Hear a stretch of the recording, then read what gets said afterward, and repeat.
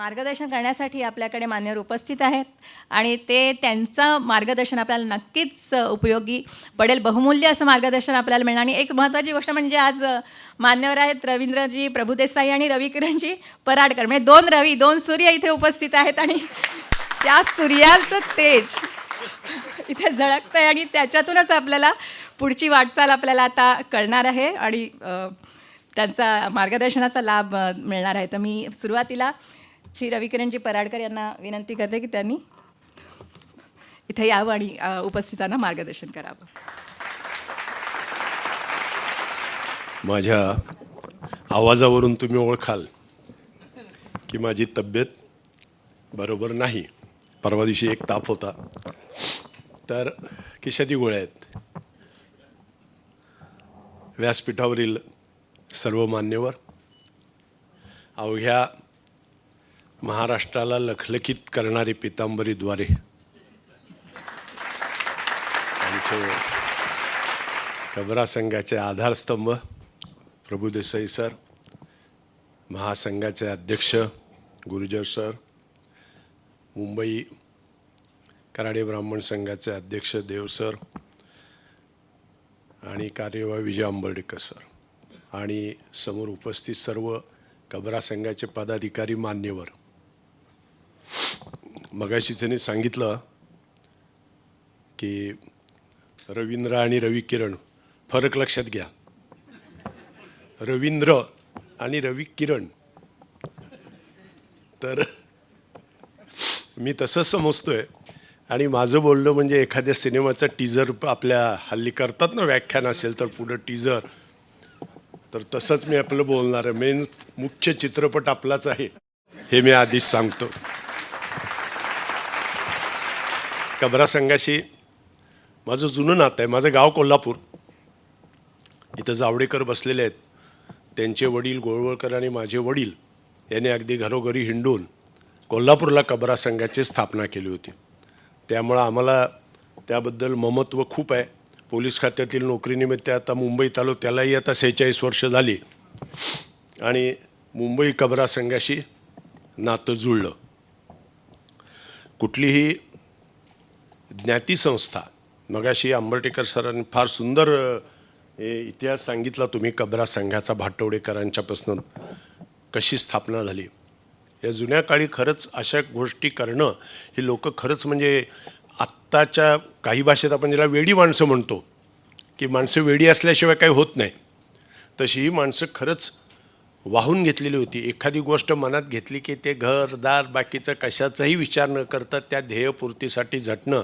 आणि हे पायातले दगड आहेत, हे पुढं पुढं पुढं काय होतं, नवीन नवीन जसे येतात तसे ते विसरून जातं आणि पुढच्या पिढीला तर त्याबद्दल आणखी काहीच कल्पना नसते. पण यांनी मगाशी सांगितलं की त्यांच्याबद्दल, आणि हे सगळ्यात महत्त्वाचं आहे की आपण आज जो डोलारा उभा आहे तो ज्यांच्यामुळं उभा आहे त्यांचं कृतज्ञतेने स्मरण करणं हे अतिशय महत्त्वाचं आहे. आणि ह्याबद्दल मी तुमचं अभिनंदन करतो.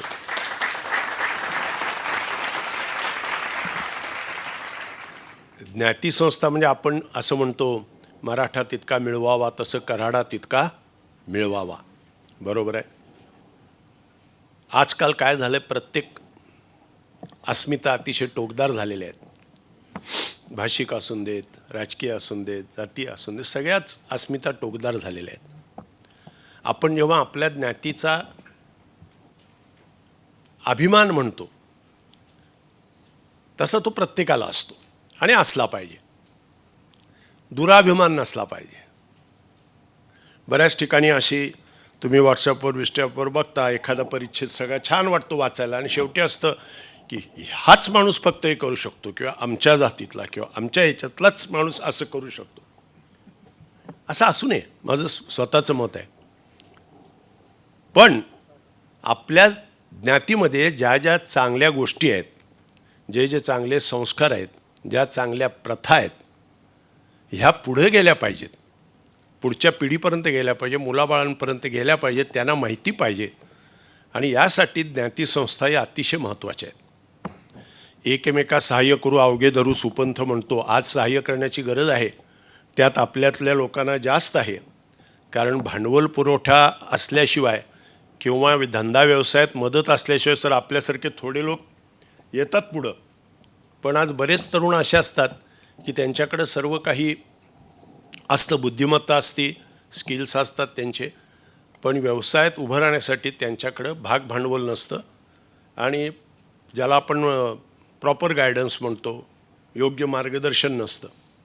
त्यामुळं काहीजण उत्साहाने काही करायला जातात आणि फसतात. जसं अलीकडेच एक तो लेख हिणतोय की कोकणातले लोक परत कोकणात निघाले, जमिनी घ्या आणि टुरिझमचं काहीतरी तिथं करा, आणि ते बरेच जण फसतात.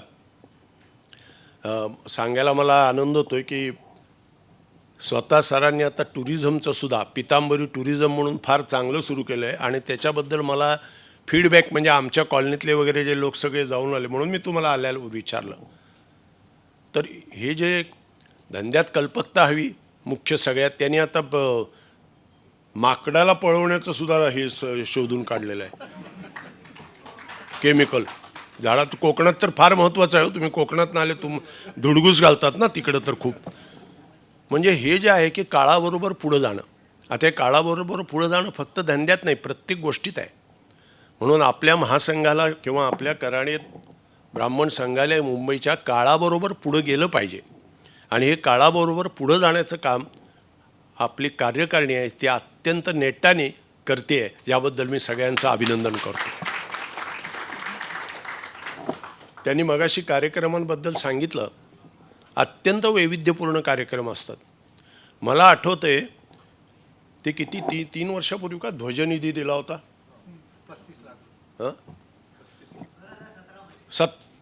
17ला दिला होता आपण. 17 ध्वजनिधीचं संकलन जे टार्गेट ठेवलं होतं त्याच्यापेक्षा कितीतरी पट जास्त ध्वजनिधी, 35 लाख रुपये ध्वजनिधी मुंबई कराडे ब्राह्मण संघातर्फे देण्यात आला होता. मला वाटतं देवस्थळी सरांनीच 10 लाख रुपयेचा, म्हणजे त्यांना सांगायला गेले कार्यकारिणीतले सदस्य की असं असं आमची ठरवतोय आणि एवढं टार्गेट आहे, त्यांनीच चेक 10 लाखाचा आणून दिला. अशी माणसं आहेत, देणारी दानशूर माणसं आहेत. फक्त त्यांना विश्वास पटला पाहिजे की या पैशाचा योग्य उपयोग होतोय, दुरुपयोग होत नाही. आणि हे जे आहे ना, हे कमवायसाठी, हा जो विश्वास कमवायसाठी खरे परिश्रम घ्यावे लागतात. आणि तो विश्वास मुंबई कराडे ब्राह्मण संघाने निश्चितपणे कमावला आहे. त्याबद्दल गव्हर्नर साहेबांच्या हस्ते, राज्यपालांच्या हस्ते खास सत्कार करण्यात आला होता कराडे ब्राह्मण संघाच्या, की 35 लाख रुपये ध्वजनिधी दिले आहेत. आपले लोक असे कराडे ब्राह्मण संघाचे. जावडेकरांना माहिती आहे कोल्हापूरचे गुणे डॉक्टर कराडे, गुणेंनी 1 कोटी रुपये दिले ध्वजनिधी. वैयक्तिक माणसं आहेत, देणारी माणसं आहेत. फक्त त्याचा सदुपयोग होतोय ह्याची खात्री पाहिजे. तो कार्यक्रम चांगला झाला. मगाशी ह्या वर्षीचं तर धूमधडाक्यात सुरुवात झाली आहे. आणि लो एम इज क्राईम म्हणतात तसं मला आंबर्डेकरांचं एक आवडतं. म्हणजे ते कधी असं छोटा विचार करत नाहीत. बघूया, होऊन जाईल. पाण्यात पडलं की पोहता येतो म्हणतो ना आपण, तसं होऊन जाईल, करूया. मग ते कसं होईल, हे फार खर्च वाटतोय, मग अशी माणसं येतील का, असं काय होईल का, करा सुरू, होऊन जाणार. हा आत्मविश्वास यस देतात ते सगळ्यांना कार्यकारिणीच्या सदस्यांनी आहे. आणि त्यामुळे ही मोठी कामं होतात. त्यावेळेला किती 100 जोडपी त्या पूजेला बसली होती मोठ्या आवारात, पटांगणात, सुरुवातच शताब्दीची. त्याच्यानंतर आशुतोष गवारीकरच्या मुलाखतीलाही त्यावेळेला मी होतो. अप्रतिम कार्यक्रम झाला, अप्रतिम सुंदर मुलाखत झाली.